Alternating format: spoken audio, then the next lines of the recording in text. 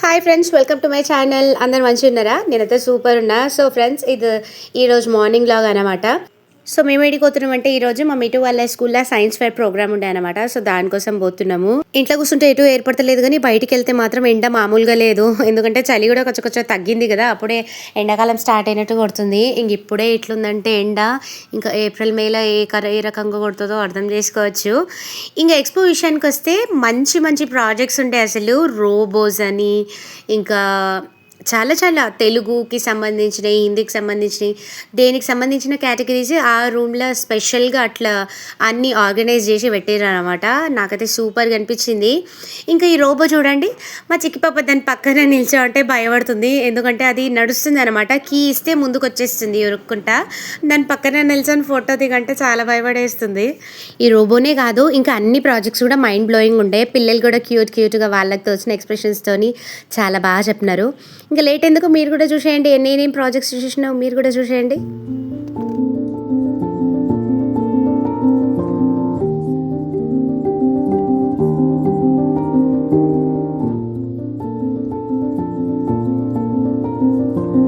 మా మిట్టుకి కూడా ఒక ప్రాజెక్ట్ ఇచ్చినారు, విలేజ్ లైఫ్ అని. సో నేను అది చిన్నగా సింపుల్గా ఉండే, అంత చిన్నది సింపుల్గా ఉండేది చేయడానికే చాలా కష్టపడ్డా.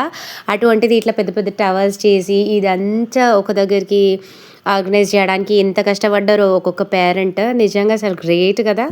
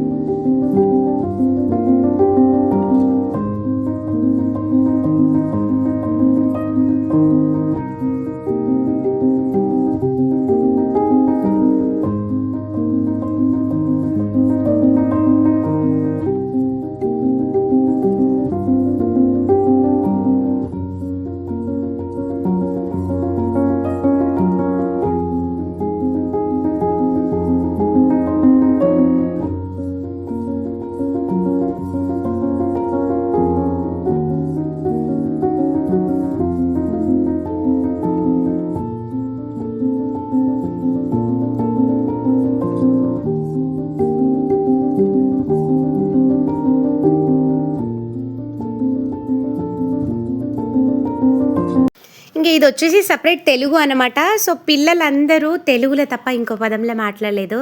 చాలా క్యూట్గా మాట్లాడినారు. కానీ ప్రైవసీ ఇష్యూస్ వస్తాయి కదా, అందుకని నేను పిల్లల్ని మటుకు వీడియో తీయలేదు. చూడండి బాబా ఎంత క్యూట్గా కప్పు తిప్పుకుంటే పదాలు చెప్తున్నాడో.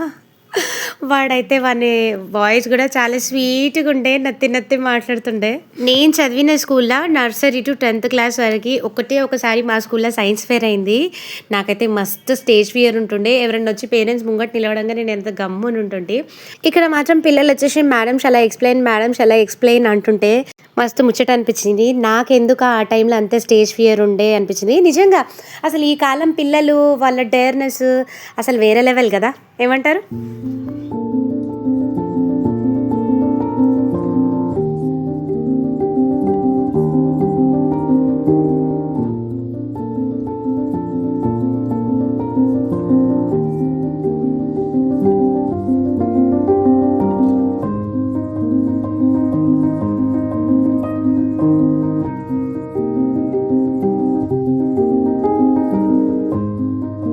ఇంకా పిల్లలకి టాస్క్ ఫినిష్ అయింది కదా. సో ఇది వచ్చేసి పేరెంట్స్కి అన్నమాట టాస్క్.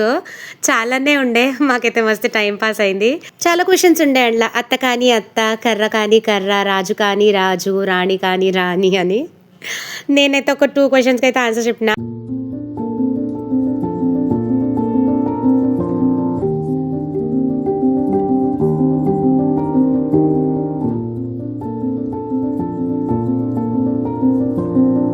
అన్ని ప్రాజెక్ట్స్ బాగుండే. సో పర్టికులర్గా ఒకటే బాబుది బాగుంది, ఒకటే పాపది బాగుంది అని నేను ఇట్లా అయితే ఏది చెప్పలేదు. టీచర్స్ కూడా పేరెంట్స్ ఫీడ్బ్యాక్ చేసుకుంటే ఆల్ గుడ్ అని చెప్పిన. ఎందుకంటే ఎవరి కష్టం వాళ్ళు పడ్డారు కదా. పిల్లలు కూడా మార్నింగ్ నుంచి అట్లనే ఒక దగ్గర కూర్చొని పేరెంట్కి వాటిని ఎక్స్ప్లెయిన్ చేస్తుంటే వాళ్ళ కష్టం కూడా తెలుస్తుంది కదా. సో ప్రతి ఒక్క స్టూడెంట్ కష్టపడ్డాడు అనమాట. సో నాకైతే అన్నీ వచ్చినాయి. ఇది చూడండి, ఇదే కళాఖండం అనమాట నేను చేసింది. సో దీంట్లో మళ్ళీ టీచర్స్ కొన్ని చేంజెస్ చేసినారు వాళ్ళ తరపు నుంచి. నాకు వీలైనంత మట్టుకైతే నేను చేసిన. తర్వాత టీచర్స్ కూడా కొన్ని చేంజెస్ చేసినారనమాట వీటిలో.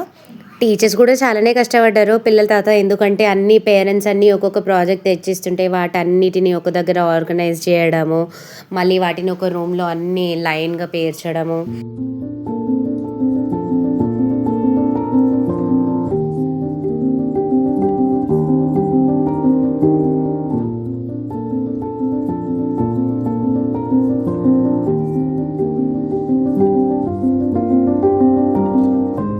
అన్నీ మంచిగానే ఉంటాయి కానీ ఏదన్నా ఒకటి ఫేవరెట్ ఉంటుంది కదా చూసిన వాటిలలో. సో అది ఇదే అన్నమాట.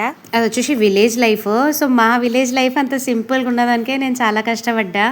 అసలు ఇంత పెద్దగా ఇంకా వాళ్ళైతే ఎంత రియలిస్టిక్గా చేసిండ్రో, ఇంకెంత కష్టపడి ఉంటారో వాళ్ళు. ఇంక ఇది వచ్చేసి సోలార్ సిస్టమ్ అనమాట. సో ఆ బాబు కూడా చాలా మంచిగా ఎక్స్ప్లెయిన్ చేసిండు ఒక్కొక్కటి. ఇంక ఇది వచ్చేసి ఆర్ట్. అసలు ఒక్కొక్క ఆర్ట్ చూస్తుంటే అసలు ఎంత వాళ్ళ కష్టం కొట్టొచ్చినట్టుగా అనిపిస్తుంది. ఒక్కొక్క ఆర్ట్ మొత్తం మినియేచర్ ఆర్ట్స్ కూడా ఉన్నాయి. మినియేచర్ ఆర్ట్సే కాకుండా ఇంకా హ్యాండీక్రాఫ్ట్స్, పేపర్ ఆర్ట్స్ ఇవన్నీ మంచిగా ఉండే.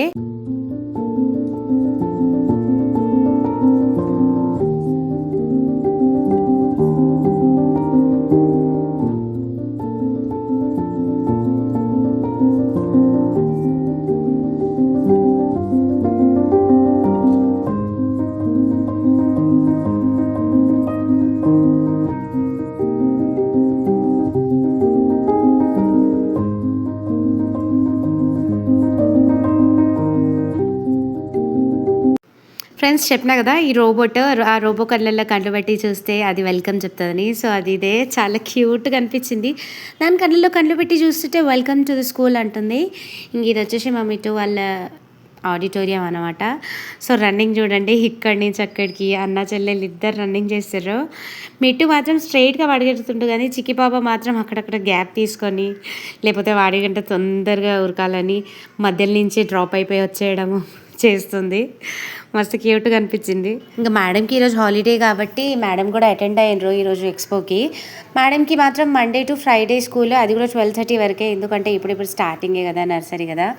నెక్స్ట్ ఇయర్ చేంజ్ అవుతుంది కావచ్చు టైమింగ్స్ ఏమన్నా. సో అందుకే ఈరోజు పాప హాజరేసుకుంది అన్నమాట ఎక్స్పోకి.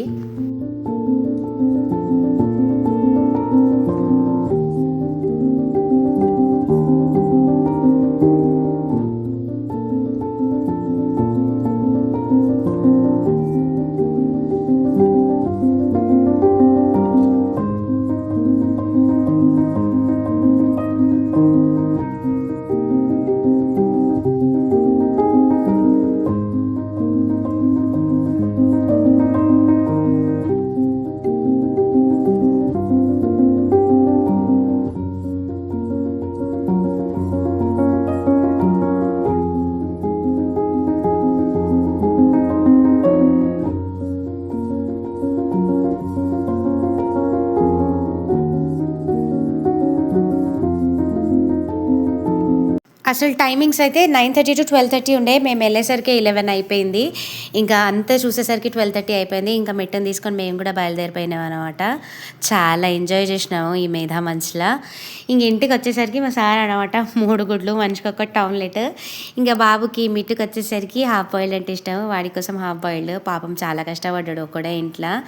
మేము ఎక్స్పోలో ఎంజాయ్ చేస్తే ఈయననేమో ఇంటి దగ్గర ఎంజాయ్ చేసిండు అనమాట. ఇట్లా వంట చేసుకుంటా ఏమైనా కానీ నాకు ఇస్తుంటే అనమాట పెద్ద వ్యాలంటైన్స్ గిఫ్ట్స్ అంటే ఏమంటారు.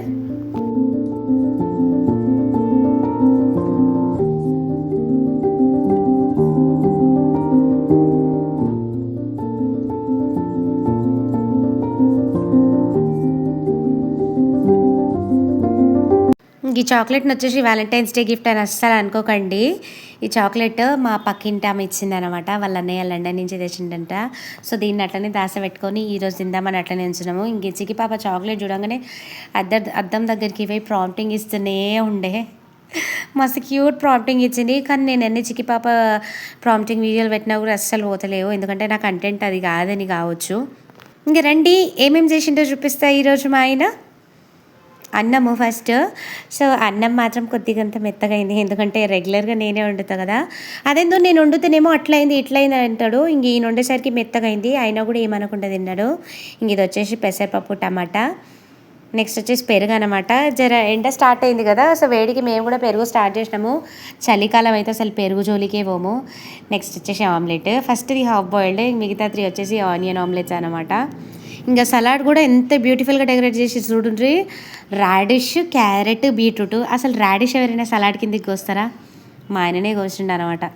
మరేంది మీరే కనిపిస్తారు, వంట చేసిన ఆయన తినడా అని అనుకుంటున్నారులే, ఆయన కూడా తింటారు. వస్తుంది చూడండి. వీడియో నచ్చితే లైక్ చేయండి, కమెంట్ చేయండి, ప్లీజ్ సబ్స్క్రైబ్.